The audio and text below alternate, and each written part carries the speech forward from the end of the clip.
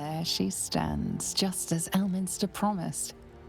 Mystra, goddess of the weave, mother of all magic. The old man wasn't lying.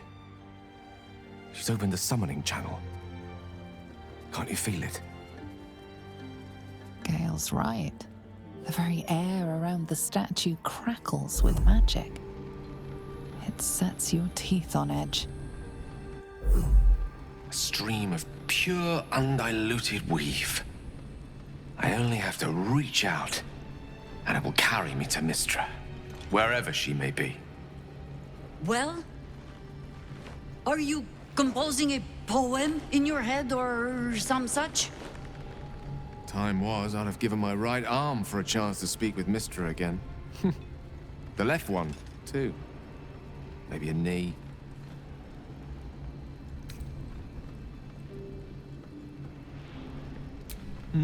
Not the message one hopes to receive from a past lover. But her first love was always the weave. At best, I was a close second. When I pictured this moment, I thought I'd feel more in control. Yet, here I am, with palms sweatier than a bugbear's armpit. I always wonder what being nervous would feel like. I hate it.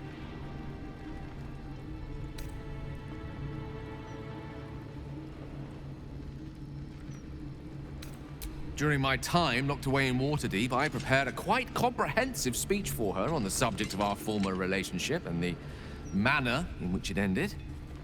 Alas, recent events have rendered the majority of it moot, so I'm gonna have to improvise. Unless you have any words of wisdom to impart before I go.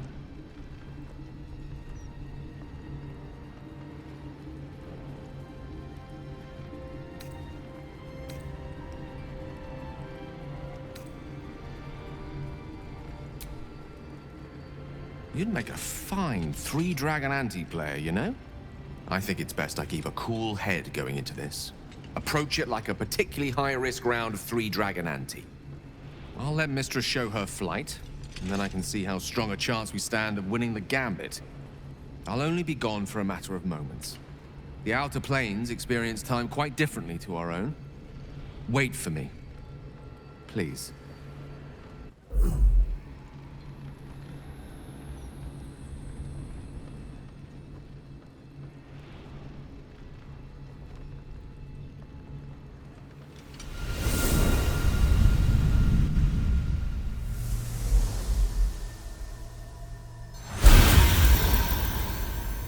Gale of Waterdeep. You look well. As do you. But I assume we're not here solely to exchange compliments. So why am I here? You discovered what lies at the heart of the Absolute, the crown of Karsus. And you disobeyed my instruction. Why? Because you had no right to ask that of me. You cast me out. Remember? You were my lover, my chosen. Yet still you know so little of me. The past cannot be undone with self-pity, nor can a future be forged. Only with the truth will you see the way ahead. The fragment of magic you tried to return to me was not of my creation.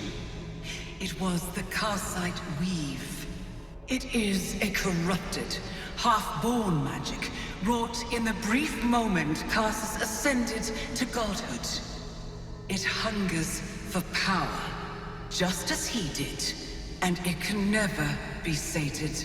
You unleashed something that would consume all magic in existence, and yet you thought only of preserving yourself.